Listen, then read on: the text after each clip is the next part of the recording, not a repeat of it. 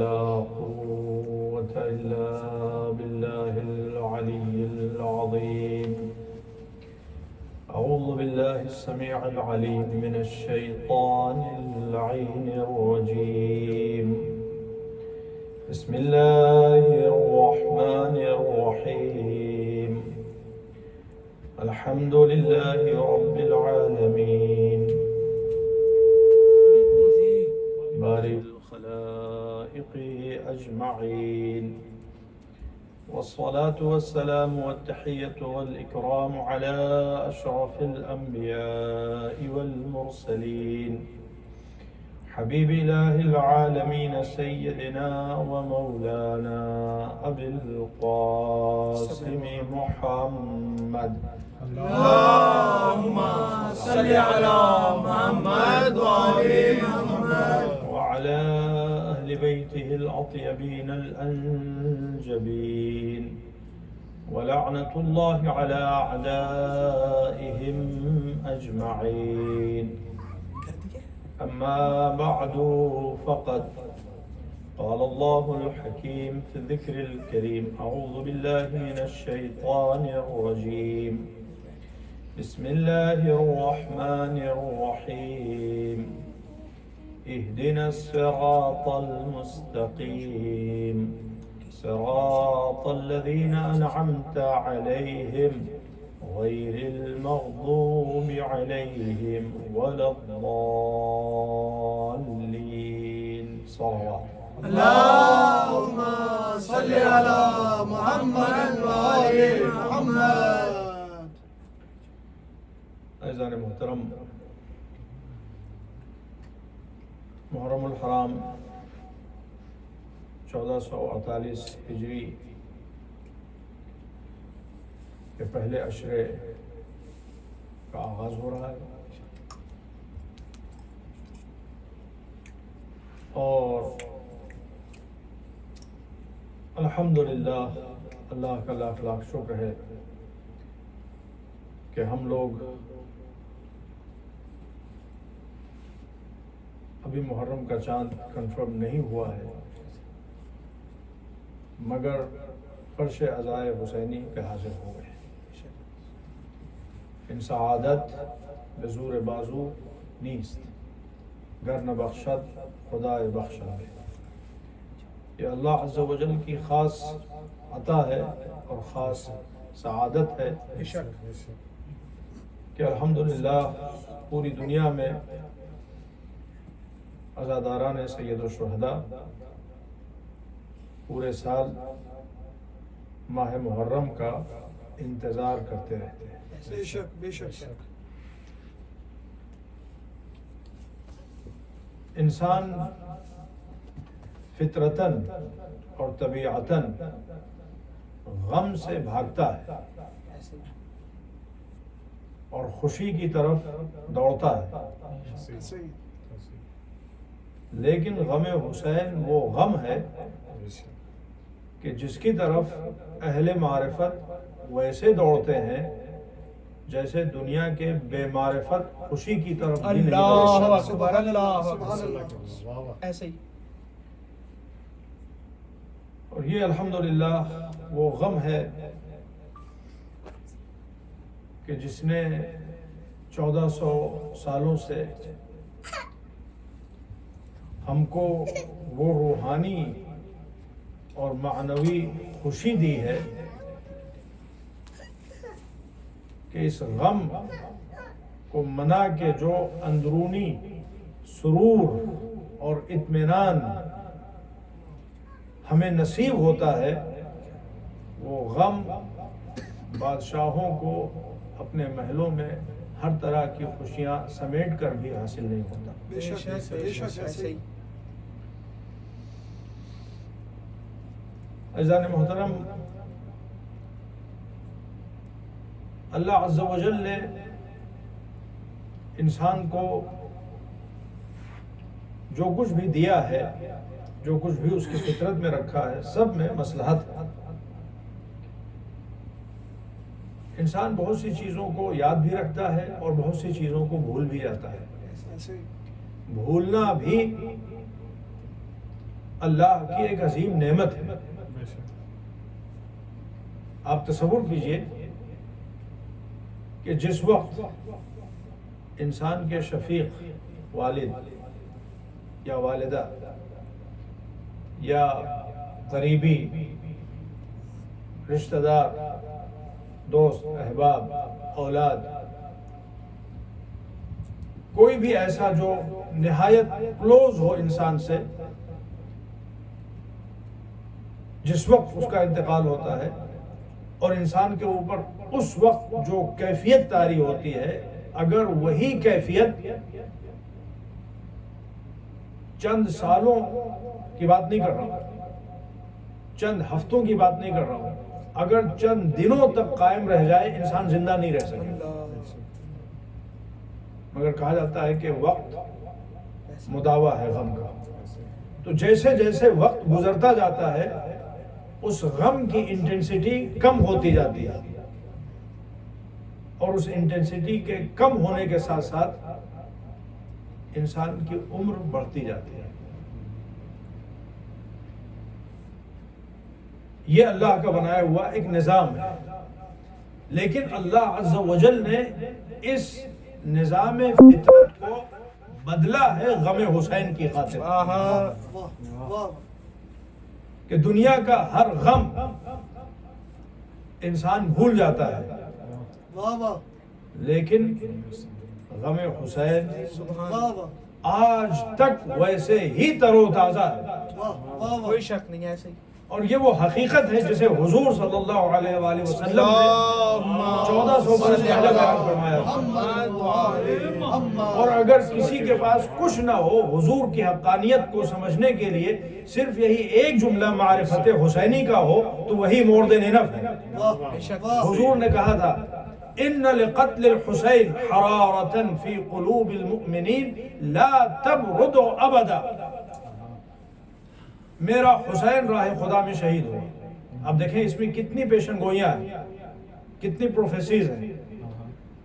امام حسین علیہ السلام سن 3 ہجری میں پیدا ہوئے اور رسول اللہ کی وفات سن 11 ہجری میں ہوئی. تو اس وقت امام حسین کی عمر کیا رہی ہوگی؟ 7 برس 8 برس. حضور صلی اللہ علیہ وآلہ وسلم یہ فرما رہے ہیں ان لقتل الحسین حرارة فی قلوب المؤمنین، یعنی میرا یہ بچہ بڑا ہوگا، جوان ہوگا. اس وقت نہ جانے کتنے بچے ہوتے تھے، بچپنے میں ان کا انتقال ہو جاتا تھا. آج بھی کسی کو نہیں پتا ہے. آپ کسی بھی بچے کو دیکھیں، کسی بھی گھرانے کا ہو، آپ یہ نہیں کہہ سکتے کہ یہ اس عمر تک پہنچے گا اور اس کی زندگی میں یہ ایونٹس ہوں گے. مگر حضور صلی اللہ علیہ وآلہ وسلم یہ کہہ رہے ہیں کہ میرا حسین بڑا ہوگا، اور جب یہ بڑا ہوگا اور یہ 57 ایئرز کا ہوگا، یعنی اب سے 50 سال کے بعد اسلام پہ وہ وقت آئے گا کہ اسلام کو کوئی نہ بچا سکے گا سوائے حسین ابن علی کے. اور حسین ابن علی اسلام کو بچانے کی خاطر اپنے کو مٹائیں گے. اور پھر جب حسین ابن علی اپنی قربانی اللہ کی بارگاہ میں پیش کریں گے ذبح عظیم اسلام کو بچانے کی خاطر، تو اللہ عز و جل اس قربانی کے بعد، اس شہادت کے بعد صبح قیامت تک مومنوں کے دلوں میں وہ گرمی پیدا کرے گا جو کبھی ٹھنڈی نہ ہو، جس کی گرمی میں کبھی کمی نہ ہو. تو اللہ عز و جل نے اس نظام فطرت کو بدلا کہ دنیا کا ہر غم ہو وقت کے ساتھ ساتھ وہ کم ہو جاتا ہے، وہ گھٹ جاتا ہے. مگر یہ اللہ کا فیصلہ تھا اور یہ رسول اللہ صلی اللہ علیہ وآلہ وسلم کی پیشن گوئی تھی کہ غم حسین کی گرمی میں کبھی کمی نہیں. اور اللہ نے اس فطرت کے نظام کو کیوں بدلا؟ دنیا کا ہر غم یا دنیا کا کوئی بھی غم اگر انسان کے ساتھ ایک عرصے تک، چند دنوں تک اسی آب و تاب کے ساتھ، اسی انٹینسٹی کے ساتھ باقی رہ جائے، انسان ہلاک ہو جائے گا. مگر غم حسین کی یہ خصوصیت ہے کہ غم حسین ہلاکت نہیں، غم حسین بقا کی ضمانت ہے. دنیا کا کوئی بھی غم ہو اگر انسان کے ساتھ باقی رہ جائے انسان زندہ نہ رہ سکے گا سوائے غم حسین کے. غم حسین جتنا زیادہ آتا جاتا ہے اتنی زیادہ زندگی میں نکھار آتی ہے. بر محمد و آل محمد صلوات.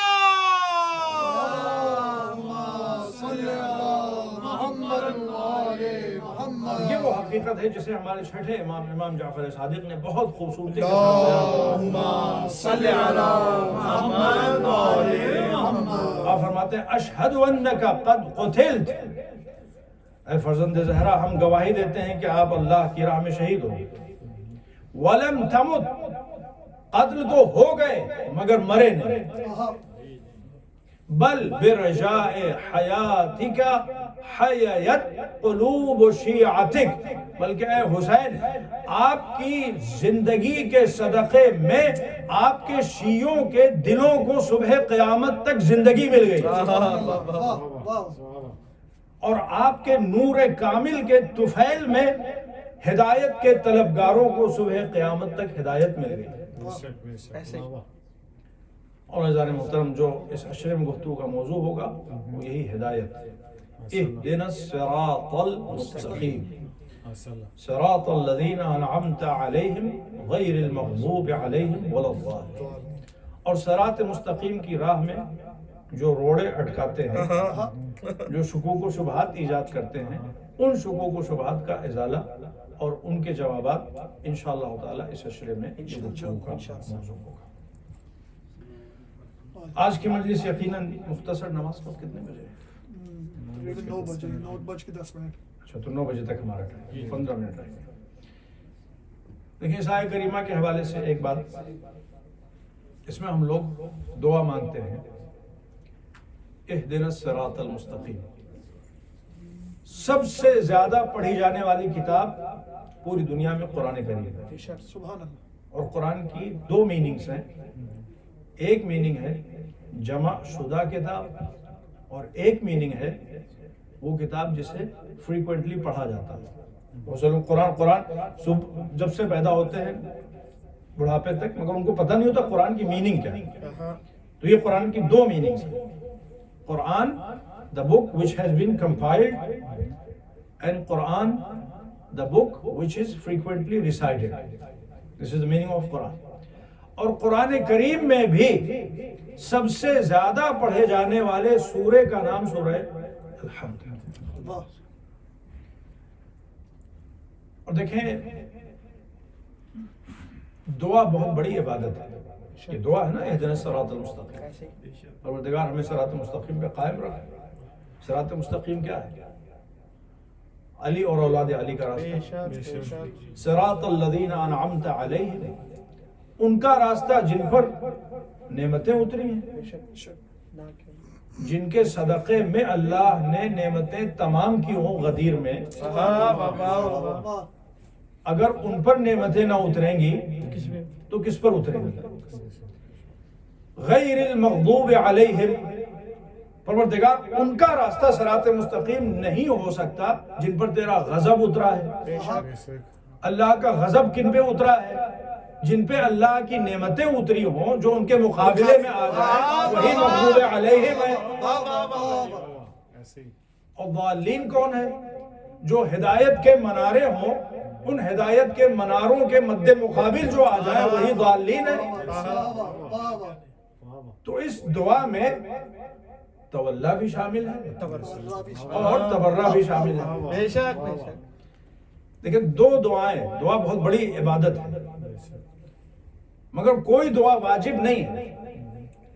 دعا مخ العبادت. دعا عبادتوں کا نچوڑ ہے. دعا روح عبادت ہے. لیکن 2 دعائیں واجب ہیں اور وہ دونوں دعائیں نماز میں موجود ہیں. ایک دعا یہ ہے ہدایت کی دعا. کوئی دعا واجب نہیں ہے مگر ہدایت کی دعا. آپ نماز پڑھتے ہیں پہلی 2 رکعت میں کم از کم سورہ الحمد پڑھنا ہے اور تیسری رکعت میں اور چوتھی رکعت میں اختیار ہے کہ سورہ الحمد پڑھیے یا تسبیحات 4 پڑھیے. اب تسبیحات 4 1 مرتبہ پڑھنا 3 مرتبہ پڑھنا اس میں فقہا کے درمیان اختلاف ہے. تو کم از کم 10 مرتبہ 5 نمازوں میں کم از کم 10 مرتبہ یہ دعا ہم کو مانگنی ہے. اہدنا الصراط المستقیم، پروردگار ہمیں صراط مستقیم پہ قائم رکھ. تو نماز کا جو لٹرل ترجمہ ہے اس کا مطلب ہی ہے دعا. صلاۃ عربی زبان کا لفظ ہے اور عربی زبان میں صلاۃ کا مطلب ہوتا ہے دعا. تو یہ نماز حقیقت میں دعا سے شروع ہوتی ہے، سورہ مبارکہ فاتحہ سے شروع ہوتی ہے، اور یہ دعا واجب ہے. اور ایک دعا اور واجب ہے جو ٹورڈز دا اینڈ آف نماز ہے. وہ دعا کیا ہے؟ صرف 2 دعائیں واجب، باقی کوئی دعا واجب نہیں. جتنی دعائیں سب مستحب ہیں. آپ اپنے رزق کے لیے دعا مانگیں، اولاد کے لیے دعا مانگیں، اور جتنی بھی دعائیں آپ مانگ سکتے ہو مادی ضروریات کے لیے، معنوی ضروریات کے لیے، اسپریچول افلوٹ، سب مستحب ہیں. لیکن 2 دعائیں واجب ہیں. ایک ہدایت کی دعا، ہدایت پہ باقی رہنے کی دعا، اور دوسری دعا اللہم صل علی محمد و آل محمد. یہ بھی دعا ہے. بے شک. پروردگار محمد و آل محمد پہ درود و سلام نازل فرما. یہ دعا ہے. اور یہ وہ دعا ہے جس دعا کے صدقے میں ہر دعا قبول ہوتی ہے. سبحان اللہ. واہ. کسی بھی دعا کی قبولیت کی ضمانت نہیں ہے سوائے اس ایک دعا کے جسے صلوات کہا جاتا ہے. سبحان اللہ. واہ. بر محمد و آل محمد صلوات. اللہم صل علی محمد و آل اور محمد. مولا علی نے فرمایا کہ جب کوئی اہم حاجت اللہ کی بارگاہ میں رکھنا چاہو تو پہلے بھی صلوات پڑھو اور اس کے بعد بھی صلوات پڑھو. کہ جب وہ دعائیں جن کی قبولیت گارنٹیڈ ہے اپنی دعا کو ان 2 دعاؤں کے حصار میں دے دو گے تو اللہ کی رحمت سے بعید ہے کہ وہ پہلی دعا تو قبول کرے، تیسری دعا تو قبول کرے، مگر جو بیچ میں ہے اسے قبول نہ کرے. اللہ. واہ واہ. تو یہ 2 دعائیں واجب ہیں اور یہ دونوں دعائیں نماز میں شامل ہیں. بلکہ اگر اس کو دوسرے انداز سے بیان کیا جائے تو یہ ہے کہ جب ہم نے نماز شروع کی، نماز مومن کی معراج ہے. جب ہم نے نماز شروع کی اور معراج پہ گئے اور اللہ سے گفتگو شروع ہوئی تو گفتگو کے اینڈ میں پہلے اللہ کی ہم نے حمد و ثنا بجا، الحمدللہ رب العالمین الرحمن الرحیم مالک یوم الدین، اور پھر اس کے بعد میں اللہ سے ہم نے اپنی حاجتیں طلب کرنا شروع کر. جب حاجتیں طلب کی اہدنا الصراط المستقیم صراط الذین انعمت علیہم غیر المغضوب علیہم ولا الضالین، تو شروع جو نماز میں ہم نے کیا وہ دعا سے، اور ٹورڈز دا اینڈ اللہ عز و جل نے اللہم صل علی محمد و آل محمد، تشہد میں بھی اور سلام میں بھی.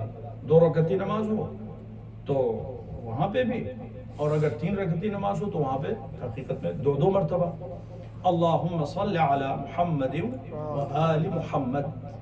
گویا اللہ عز و جل یہ بتانا چاہتا ہے کہ جو دعا تو نے نماز کے شروع میں، معراج کے آغاز میں مجھ سے مانگی تھی، میں نے وہ دعا قبول کر لی. اور اس دعا کی قبولیت یہ ہے کہ تو نے ہدایت طلب کی تھی، ہدایت پہ باقی رہنے کی درخواست میری بارگاہ میں رکھی تھی. میں نے تجھے بتا دیا کہ ہدایت ہے کہاں. ہدایت سے نماز کا آغاز ہوا اور نماز کا انجام آل محمد پہ ہوا تاکہ دنیا پہچان لے کہ جس ہدایت کے طلبگار ہم تھے نماز کے شروع میں، وہ ہدایت شروع بھی ہوتی ہے اور ختم بھی ہوتی ہے محمد و آل محمد علیہ الصلوۃ والسلام. اللہم صل علی محمد و آل محمد. نماز کتنے خضوع خشوع سے پڑھی جائے، اگر آل محمد پہ درود و سلام نہ ہو تو وہ نماز باطل ہے. اور امام حسین علیہ السلام، ائمہ اطہار علیہ السلام میں بھی اپنی ہدایت کے اعتبار سے بے مثل و بے نظیر ہے. سب ائمہ ہدیٰ مگر بالخصوص امام حسین کے لیے کہا گیا ہے ان الحسین مصباح الہدیٰ. حضور نے فرمایا کہ اللہ عز و جل کے عرش پہ، علی یمین العرش، اللہ عز و جل کا جو تھرون ہے، جو کنٹرول سسٹم ہے پوری کائنات کا، اس کے رائٹ سائڈ کے اوپر لکھا ہوا ہے ان الحسین مصباح الہدی وسفینۃ النجات، حسین چراغ ہدایت بھی ہیں اور کشتی نجات بھی ہیں۔ نہ کسی کو ہدایت مل سکتی ہے حسین کے بغیر، نہ کسی کو نجات مل سکتی ہے۔ بے شک کچھ نہ سمجھ ہیں، بے معرفت ہیں، جو پورے سال چیختے چلاتے رہتے ہیں، مگر جب محرم آتا ہے تو چیخنا چلانا بھونکنے میں بدل جاتا ہے، اور وہ کہنا شروع کرتے ہیں کہ یہ روافض، یہ شیعہ، یہ کتنے بے وقوف ہیں، جیسے ہی محرم آتا ہے پوری دنیا کو اپنے کاندھوں پہ اٹھا لیتے ہیں، اور پوری دنیا میں حسین حسین، عزاداری، اور ہر طرف غم اور غم کا ماحول 2.25 مہینے تک۔ اگر کربلا نہ ہوتی تو کیا ہوتا؟ کربلا کربلا، محرم محرم، اگر محرم نہ ہوتا تو کیا ہوتا؟ اگر کربلا نہ ہوتی تو کیا ہوتا؟ بس اسی ایک اعتراض کا جواب، اور اس کے بعد آج کی گفتگو تمام۔ To cut the long story short، ایک کتاب ہے، اس کا نام ہے مروج الذہب، اس کے لکھنے والے مسعودی، بہت بڑا ہسٹورین ہے، بہت بڑا مورخ گزرا ہے، بہت ویلڈ کتاب مانی جاتی ہے۔ اس میں یہ واقعہ لکھا ہوا ہے کہ جب جنگ صفین کے لیے معاویہ نکلا تو اس نے جمعے کی نماز بدھ کو پڑھائی، یہ واقعہ اس میں لکھا ہوا۔ دیکھیں پہلے آپ یہ سمجھ لیجیے جنگ صفین کب ہوئی؟ 37 ایج، رسول اللہ صلی اللہ علیہ وسلم کی وفات کب ہوئی؟ 11 ہجری۔ 37 میں سے 11 نکالیے، کتنے بچے؟ کتنے بچے؟ 26۔ اس کو آپ راؤنڈ اپ کر لیجیے 25۔ ابھی حضور صلی اللہ علیہ وآلہ وسلم کی وفات کو 25 سال گزرے ہیں، اور 25 سال میں اسلام اتنا مسخ ہو چکا ہے، اسلام اتنا بدل چکا ہے، اسلام اتنا چینج ہو چکا ہے، مسلم امہ اتنی مردہ ہو چکی ہے، ضمیر فروش ہو چکی ہے کہ جمعے کی نماز بدھ کو پڑھائی جا رہی ہے۔ لیکن لوگوں کو تعجب اس بات پہ ہوتا ہے کہ جمعے کی نماز بدھ کو پڑھائی گئی، ہمیں اس سے زیادہ تعجب اس بات پہ ہوتا ہے کہ مسلمانوں نے جمعے کی نماز بدھ کو پڑھ لی، اور کسی نے کوئی پروٹیسٹ نہیں کیا، کسی نے کوئی اعتراض نہیں کیا، کسی نے کوئی شور نہیں کیا، کسی نے کوئی آواز نہیں بلند کی۔ تو ہزار مسلمان، اگر لاکھ نہ صحیح ہزار مسلمان جمعے کی نماز بدھ کو پڑھ رہے ہیں، پڑھانے والا پڑھا رہا ہے، پڑھنے والے پڑھ رہے ہیں، اور خضوع و خضوع کے ساتھ پڑھ رہے ہیں، ڈاڑیاں ہلا ہلا کے پڑھ رہے ہیں، دعائیں دے دے کے پڑھ رہے ہیں۔ اچھا ٹھیک ہے، یہ حضور کی وفات کے 25 سال بعد کا پیریڈ ہے۔ آج حضور کی وفات کو کتنے سال ہو گئے؟ ہم لوگ 1448 شروع ہو گئے، تو آپ دیکھ لیں 1400 سال سے زیادہ ہو گئے نا۔ اگر آپ بہت پرسائسلی آپ کیلکولیٹ کر لیجیے، 1448 میں سے آپ 11 نکال دیجیے، 48 میں سے 11 نکالیے، کتنے بچے گے؟ 1437 ایئرس۔ جزاکم اللہ خیر۔ 1437 ایئرس، وہ 25 سال گزرے تھے، اور اب سمجھ لیں 1435، اگر آپ راؤنڈنگ کر لیں 1435 سال، ٹھیک۔ اچھا آج کے دور میں آپ نوٹوں کا، وہ بھی ہندوستانی اور پاکستانی کرنسی نہیں، ڈالرز، اور ڈالر سے بھی بڑے دینار، وہ آپ بیگ میں بھر لیجئے، بلکہ بوریوں میں 2-4 بوریاں بھر لیجئے آپ۔ اور جو سب سے بڑا بکاؤ مفتی ہو پوری دنیا میں، تو سبھی ہیں بکاؤ، لیکن جو ان بکاؤوں میں جو سب سے بڑا بکاؤ ہو، اس کے پاس جائیے اور کہیے کہ یہ بوریاں ڈالر کی، دینار کی، کویتی دینار کی، آپ کی خدمت میں۔ آپ تو وہ ہیں ایک چائے کے عوض اپنا ایمان بیچ دیتے ہیں۔ یہ ڈالر اور دینار کی گڈیاں ہیں اور بوریاں ہیں، آپ کی 7 نسلیں کھائیں گی، ان کو آپ رکھیے، بس آپ اتنا کرم کیجئے کہ جمعے کی نماز بدھ کو پڑھا دیجئے. غور سے سنیے گا اس واقعے کو. جمعے کی نماز بدھ کو پڑھا دیجئے. وہ ایک مرتبہ للچائی ہوئی نظروں سے ان بوروں کو دیکھے گا اور پھر مرجھائے ہوئے چہرے سے آپ کو دیکھے گا, اور اس للچائی ہوئی اور مرجھائی ہوئی کیفیت میں وہ حسرت بھرے انداز میں کہے گا میرے لیے تو کوئی مسئلہ نہیں, میں جمعے کی نماز منڈے کو بھی پڑھا دوں, سنڈے کو بھی پڑھا دوں, لیکن مسئلہ یہ ہے کہ پڑھے گا کون؟ اچھا ٹھیک ہے, جمعے کی نماز بدھ کو نہ پڑھائیے آپ, جمعے کی نماز جمعے ہی کو پڑھا دیجئے, لیکن 1 گھنٹہ پہلے پڑھا دیجئے, 1 گھنٹہ پہلے پڑھا دیجئے. تو میرے لیے کوئی فرق نہیں پڑتا, 1 گھنٹہ کیا 10 گھنٹے پہلے پڑھا دوں, میں تو وہیں بھی کھاؤں مال. بہت بڑا سرمایہ ہے بھائی, میری پوری 7 نسلیں کھائیں گی, لیکن مسئلہ یہ ہے کہ پڑھے گا کون؟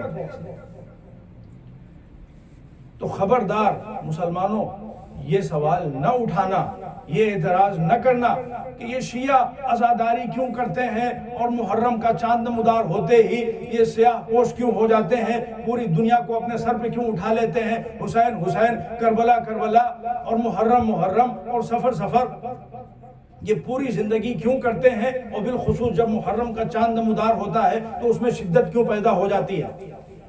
ابھی حضور کی وفات کو 25 برس گزرے تھے اور اسلام اتنا بدل چکا تھا, امت مسلمہ اتنی مردہ ہو چکی تھی کہ جمعے کی نماز بدھ کو پڑھائی جا رہی تھی. ابھی صحابہ موجود تھے, ابھی تابعین نہیں, تابعین کا دور تو بعد میں آئے گا, ابھی صحابہ موجود تھے, ابھی ازواج موجود تھی, سب کے موجود ہوتے ہوئے جمعے کی نماز بدھ کو پڑھائی جا رہی تھی. حاکم پڑھا رہا تھا, سارے مسلمان پڑھ رہے تھے, کسی کے لبوں میں جنبش نہ ہوئی ایک اعتراض بلند کرنے کی. آج 1435 سال سے زیادہ عرصہ گزر چکا ہے, دنیا کے کسی مفتی میں, کسی حاکم میں, کسی بادشاہ میں اتنی مجال نہیں ہے کہ جمعے کی نماز بدھ کو, تو جمعے کی نماز بدھ کو, جمعے کی نماز خود جمعے کو 1 گھنٹہ پہلے پڑھا دے. اب نہ کہنا کہ اگر حسین نہ ہوتے تو کیا ہوتا, وہ حسین سے پہلے کا اسلام تھا, یہ حسین سے بعد کی تاریخ.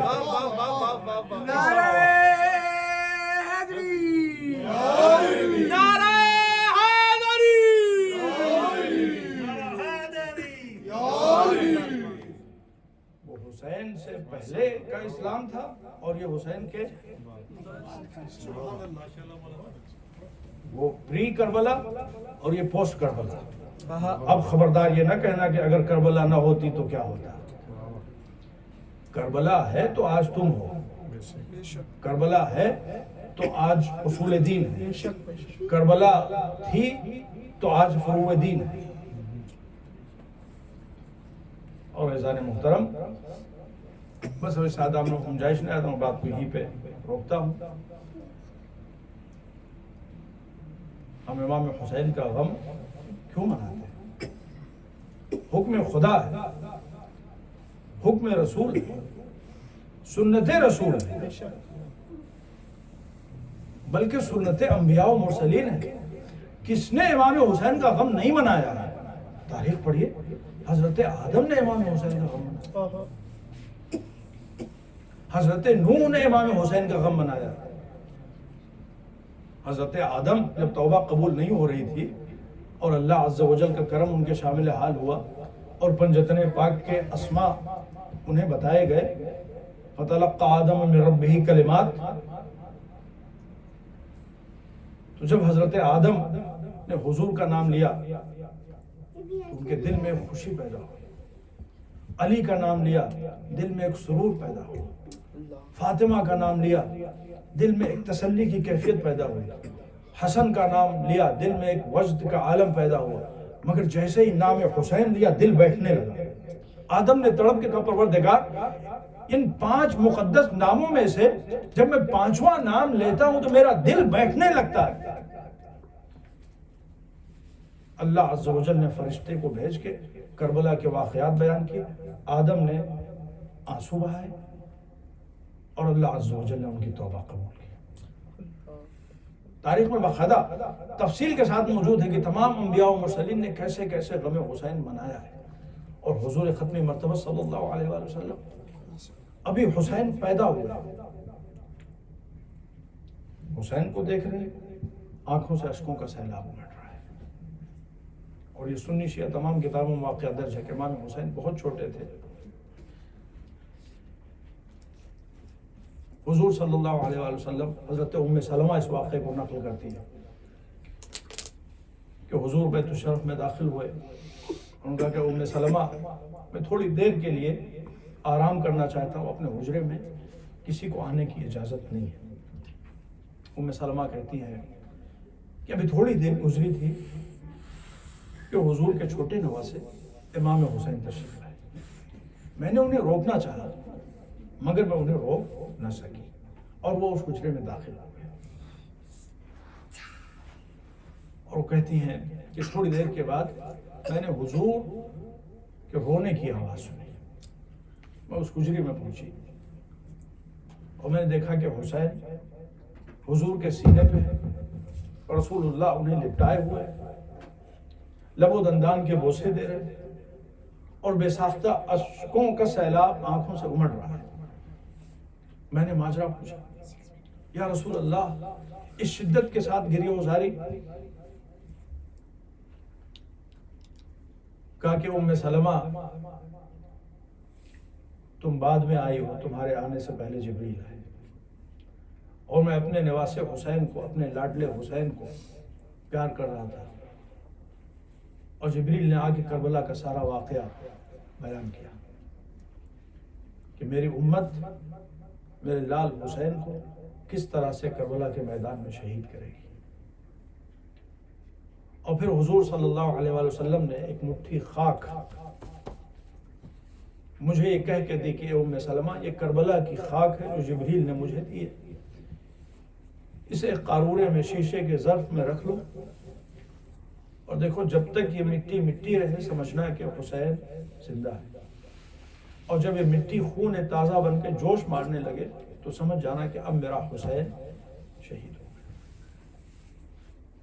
اب یہ واقعہ سنی شیعہ تمام کتابوں میں لکھا ہوا. رسول اللہ نے کتنی مرتبہ امام حسین پہ آنسو بہایا ہے. ابھی حسین شہید نہیں ہوئے بلکہ ابھی بھی حسین پیدا ہوئے. امام حسین کی عمر رسول اللہ صلی اللہ علیہ وسلم کی شہادت کے وقت 7 برس 8 برس، مگر ان 7 برس اور 8 برسوں میں رسول اللہ نے کتنی مرتبہ امام حسین پہ آنسو بہایا کسی کو نہیں پتا. تو اے مسلمانوں کچھ تو خدا کا خوف کرو، غم حسین کو بھنات نہ کرو. اس سے بڑی سنت کیا ہوگی؟ یہ سنت رسول ہے، سنت ازواج ہے، سیرت صحابہ ہے، سیرت اہل بیت اطہار ہے. تمام ائمہ اطہار علیہ السلام غم حسین میں اس طرح سے گریہ وزاری کرتے تھے. کتابوں ملتا ہے امام علی رضا فرماتے ہیں محرم کا چاند رات کی مجلس ہے، کان ابی لا یرا ضاحکا ولا متبسما. جب محرم کا چاند نمودار ہو جاتا تھا اس کے بعد سے لے کر 10ویں محرم تک میرے بابا امام موسیٰ کاظم کو نہ کوئی ہنستے ہوئے دیکھ سکتا تھا نہ مسکراتے ہوئے دیکھ سکتا تھا. مسلسل گریہ وزاری، تصویر عزا بن جاتے تھے امام موسیٰ کاظم. ہاں ارباب عزا چند جملے اور مجلس تمام. روایتوں میں ملتا ہے ریان بن شبیب راوی ہے کہ میں امام علی رضا کی خدمت میں حاضر ہوا، دیکھا کہ امام علی رضا فرش خاک پہ بیٹھے ہوئے، نہایت مغموم، محزون، اداس، گریہ وزاری کر رہے. میں نے پوچھا فرزند رسول آج کوئی نئی مصیبت، بنو عباس نے کوئی نیا ظلم؟ کہا فرزند شبیب کیا ہمارے غم کے لیے، رونے کے لیے یہی کم ہے کہ محرم کا چاند نمودار ہوا اور آج پہلی محرم ہو گئی؟ اے فرزند شبیب محرم وہ مہینہ تھا جسے دور جاہلیت میں بھی احترام کی نگاہوں سے دیکھا جاتا تھا. کفار بھی ایک دوسرے کو قتل کرنے سے گریز کرتے تھے. مگر ہائے اسی محرم کے مہینے میں ہمارے بھرے گھر کو کربلا کے میدان میں اجاڑ ڈالا گیا، ہمارے خیموں کو نذر آتش کر دیا گیا، اور ہمارے گھرانے کے وہ 18 جوانان بنی ہاشم جن کی تاریخ میں کوئی مثال نہ تھی، ان کو اس طرح سے ذبح کیا گیا جس طرح کسی کو ذبح نہ کیا گیا۔ اور پھر ریان ابن شبیب کہتے ہیں کہ امام علی رضا میری طرف مڑے اور مڑ کے کہا، یا ابن شبیب، اے فرزند شبیب، ان کنت باکیا لشیء، اگر اس دنیا میں کبھی تمہیں رونا آئے، کسی چیز پہ رونے کا دل چاہے، فبک علی الحسین، تو ہمارے جد بزرگوار حسین ابن علی پہ گریہ کرو، کہ یہی وہ غم ہے جو سب سے زیادہ گریہ و زاری کا حقدار ہے۔ فَإِنَّهُ ذُبِحَ كَمَا يُذْبَحُ الْكَبْشُ، ہمارے جد بزرگوار کو کربلا میں ایسے ذبح کیا گیا جیسے ایک گوسفند کو ذبح کیا جاتا تھا۔ اے ارباب عذاب، گوسفند کو ذبح کرنے کے مختلف طریقے تھے۔ ایک طریقہ جو دور جاہلیت میں رائج تھا وہ یہ تھا کہ کبھی کبھی گوسفند کو، جانور کو چاروں طرف سے لوگ گھیر لیتے تھے، اور جس کے بعد جو اسلحہ ہوتا تھا اس اسلحے سے اس پہ وار کرتا تھا، اور اتنی دیر تک وار کرتے رہتے تھے کہ وہ جانور مر جاتا تھا۔ اے ارباب عذاب، کربلا کے میدان میں بھی حسین ابن علی کو اسی طرح سے جانوروں نے، وحشی درندوں نے چاروں طرف سے گھیر لیا تھا، اور جس کے بعد جو اسلحہ تھا فرزند فاطمہ پہ خالی کیے دے رہا تھا۔ جزاکم ربکم خیر الجزا۔ ارباب عذاب، محرم کا چاند، یہ مجلس چاند رات کی مجلس ہے۔ ارباب عذاب ذرا تصور کیجئے، جب کسی بھی مہینے کا چاند دیکھو تو جو حکم دیا گیا ہے، جو اہل بیت نے دعائیں تعلیم دی ہیں، اس کے مطابق دو چیزیں خاص طور پہ مانگو۔ ایک تو یہ کہ اپنی صحت کی دعا مانگو، دوسرے یہ کہ رزق و روزگار میں برکت کی دعا مانگو۔ ہائے حسین ابن علی جب سفر کربلا میں تھے اور محرم کا چاند دیکھا ہوگا تو کیا حسین اپنی اور اپنے بچوں کی صحت مندی کی دعا مانگیں گے؟ کیا حسین ابن علی اپنے رزق و روزگار میں اضافے کی دعا مانگیں گے؟ حسین کبھی وہ آسمان کا چاند دیکھتے ہوں گے، کبھی ام لیلہ کا چاند دیکھتے ہوں گے، کبھی آسمان کے چاند کو دیکھتے ہوں گے، کبھی حسن مصطفیٰ کے چاند قاسم کو دیکھتے ہوں گے، کبھی رباب کے چاند علی اصغر کو اپنی آغوش میں دیکھتے ہوں گے۔ اے چاند، ارے تو طلوع ہو گیا، مگر تیرے طلوع ہونے کے بعد میرا یہ چاند کربلا کے میدان میں ڈوب جائے گا، حسن مصطفیٰ کا چاند ڈوب جائے گا، علی اکبر ہم شکل مصطفیٰ جیسا چاند ڈوب جائے گا۔ اے عزادارو، حسین نے تو محرم کا چاند ان شہادتوں سے پہلے دیکھا، مگر ہائے زینب کبریٰ، ہائے رباب، ہائے ام لیلہ، محرم کے بعد جب اگلے سال محرم میں محرم کا چاند دیکھا ہوگا، اپنا چاند کبھی رباب کو یاد آیا ہوگا، اپنا چاند کبھی ام فروہ کو یاد آیا ہوگا، کبھی ام لیلہ کو یاد آیا ہوگا۔ اے چاند، ارے تو پھر سے طلوع ہو گیا، مگر ہمارے چاند کربلا کے میدان میں ہمیشہ کے لیے ڈوب۔ وَسَيَعْلَمُ الَّذِينَ ظَلَمُوا أَيَّ مُنْقَلَبٍ يَنْقَلِبُونَ إِنَّا لِلَّهِ وَإِنَّا إِلَيْهِ رَاجِعُونَ۔ مات حسین، یا حسین، یا